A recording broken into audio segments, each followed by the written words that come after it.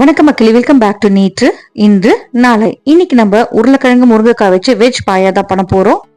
Veg பாயாவை நீங்க white rice கூடவும் சாப்பிடலாம், இல்லைன்னா சப்பாத்தி தோசை கூடவும் சாப்பிடலாம். முதல்ல கடாயில கொஞ்சமா பட்டை, ஏலக்காய், லவங்கம், மிளகு, சோம்பு இது எல்லாத்தையும் ரோஸ்ட் பண்ணிக்கோங்க. ரோஸ்ட் ஆனதுக்கு அப்புறமா இதுல கொஞ்சமா கசகசா, முந்திரி பருப்பு, பொட்டுக்கடலை, அப்புறமா கொஞ்சம் புதினா, தேங்காய் இதெல்லாம் சேர்த்துட்டு ஒரு வதக்கி எடுத்துட்டு மிக்சி ஜார்ல சேர்த்துட்டு அரைச்சி எடுத்து வச்சுக்கோங்க.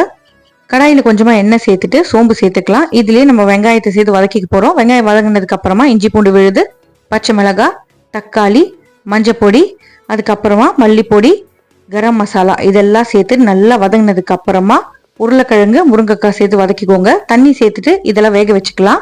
இது 3/4 பங்கு வெந்ததுக்கு அப்புறமா கத்திரிக்காய் சேர்த்துக்கோங்க, இல்லைன்னா கத்திரிக்காய் குழஞ்சிடும். காய் வெந்ததுக்கு அப்புறமா அரைச்சி வச்சிருக்கிறத சேர்த்துட்டு கலந்துட்டு மறுபடியும் ஒரு 5 நிமிஷம் கொதிக்க விட்டுட்டு கொஞ்சமா கரம் மசாலா, கொத்தமல்லி தூவிட்டீங்கன்னா கம கமன் வெஜ் பாயா ரெடி ஆயிடும். ட்ரை பண்ணி பாருங்க. தேங்க்ஸ் ஃபார் வாட்சிங்.